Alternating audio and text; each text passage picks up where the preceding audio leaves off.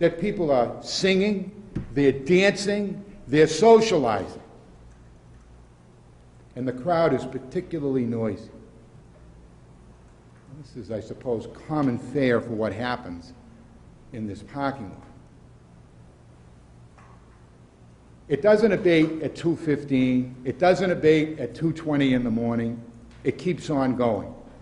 And finally, at approximately 2:35 in the morning, Mr. Cotnoir, who is up in his bedroom, picks up the telephone and calls the Lawrence Police Department.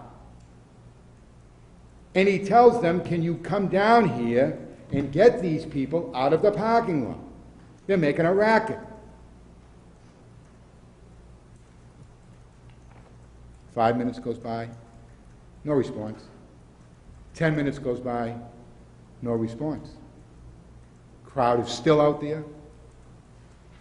It's now almost 2:50 in the morning, 10 minutes of 3.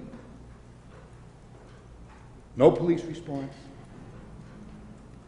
Suddenly, the crowd begins to make gestures toward Mr. Cotnoir, who's standing in his window. Suddenly, someone from the crowd throws something at the house, and it hits a shutter right next to the window where Mr. Cotnoir is standing. And you're going to see a picture of that shutter. And you'll look at it, and you'll see that the shutter's broken.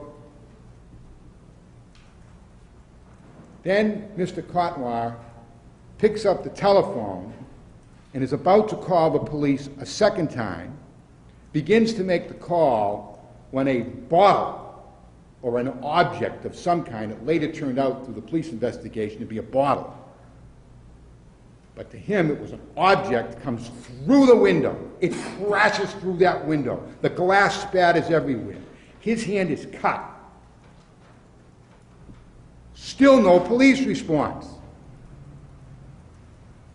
He gets frightened. Not so much for himself, but for his wife and his 2 little girls.